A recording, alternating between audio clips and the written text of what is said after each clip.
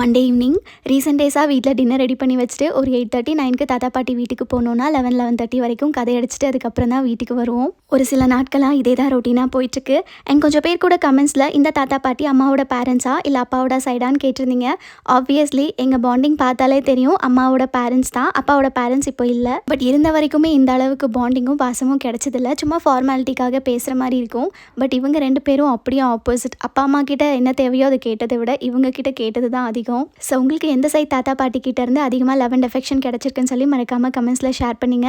அப்புறம் தாத்தா வந்து சிக்கன் சாப்பிடணும் போல் இருந்திருக்குன்னு சொன்னதும் பாட்டி கொஞ்சமாக வாங்கிட்டு வர சொல்லியிருந்தாங்க. கொஞ்சம் காரம் கம்மியாக வச்சு தேங்காய் அரைச்சி ஊற்றி கொஞ்சம் நல்லா திக்காவே கிரேவி ரெடி பண்ணியிருந்தேன். ராகி களி அதுக்கப்புறமா ரைஸும் ரெடி பண்ணியிருந்ததுனால அங்கேயே டின்னரும் சாப்பிட்டு முடிச்சிட்டோம். அதே மாதிரி கரெக்டான டைமுக்கு சாப்பாடு இருக்கோ இல்லையோ கண்டிப்பாக டீ மட்டும் இருக்கணும். நாங்கள் போன உடனே டீ வச்சு கொடுத்தாங்க. அகெயின் சாப்பிட்டு 1 hour கழிச்சு நல்ல சூடாக ஏலக்காய் தட்டி போட்டு டீ வச்சு கொடுத்தாங்க. டீ குடிச்சு முடிச்சுட்டு எங்கள் வீட்டுக்கு வந்துட்டோம்.